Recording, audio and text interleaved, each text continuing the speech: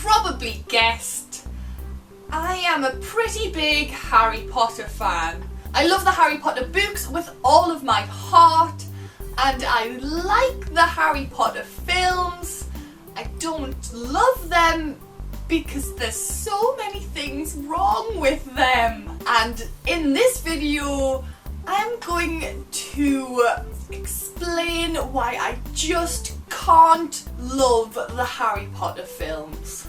The first one's a pretty petty one, but in the films, the lack of wizarding robes and attire really pisses me off. One of the things that I love so much about the Harry Potter books is the clothing and the robes and the weird muggle clothing that they try and wear to pass off as muggles. But in the films, they're just all fine. They all just wear jeans and tops and look like normal people. No, you're meant to wear cool robes and like outlandish hats, and Dumbledore wears like bright purple wizard sleeves, and it's just all magical. Number 2, the inconsistency with Polyjuice potion. In the books, you take Polyjuice potion and it changes your entire body, bar your person who you are in your mind. So Harry is still Harry, but he looks and sounds like the person he's changing into. In the second film, when Harry and Ron take Polyjuice potion, it doesn't change their voices. Okay, fair enough, if that's how it works better in film, then that's fine. Zoom forward to film 4, where Barty Crouch Jr. has taken the Polyjuice potion, and everything about him changes, including his voice. Right, you're just messing with my head here, because does it change their voice or doesn't it change their voice? And then we go again to film 7, where Harry, Ron and Hermione take Polyjuice potion, and once again, their voices don't change. Will you just give me some consistency here? One of the things that annoys me the most about the Hollywood film industry is the stripping down of strong women characters. For example, Ginny in the books is badass as fuck. Ginny, you don't cross her paths because she's going to fuck you up. In the films, she is an absolute wet wipe. Now that's not me dissing the actress who plays Ginny, that's me dissing the people who wrote Ginny in the films as this non-existent character. No, Ginny's meant to be really cool and badass, but just because Harry, the hero, has to fall in love with Ginny, the Hollywood film industry says, no, you can't fall in love with a strong woman, you have to fall in love with this wet wipe. It makes me so mad. If someone who hadn't read the Harry Potter books was watching the Harry Potter films, I don't understand how they could actually follow along.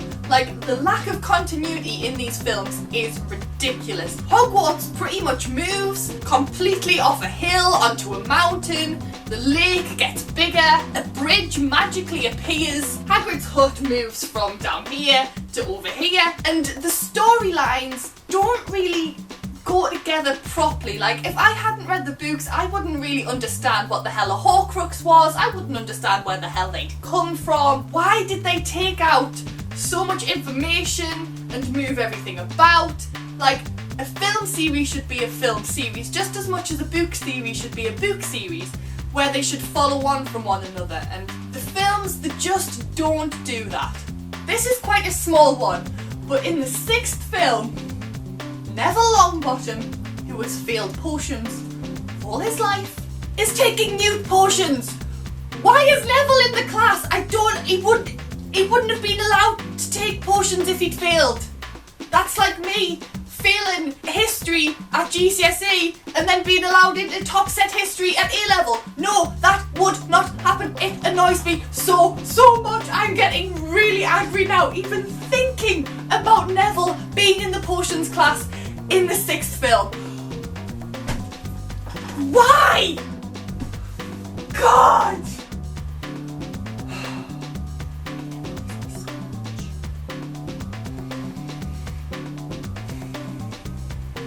It's expected that the films will leave out some sections of the books.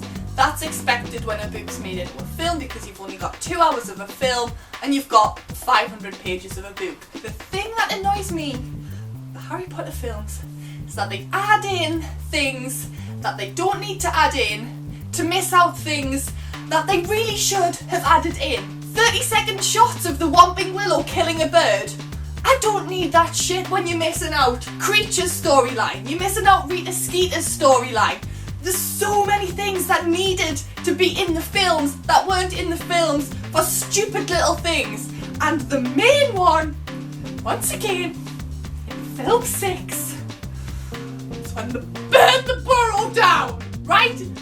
You tell me when that happens in the books. It doesn't happen. You don't need to add that in. Give me Rita Skeeter's storyline. Give me Creature's storyline. Tell me what the fuck a Horcrux is, because the Weasley's house never burns down. I'm so angry. Oh god. Right, I'm out. I am out. Just had to give myself a minute to calm down after that. I'm sorry, but you can see why I sometimes dislike the films.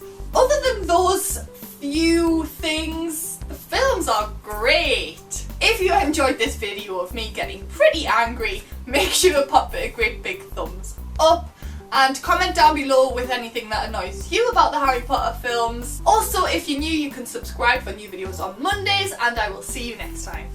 Bye!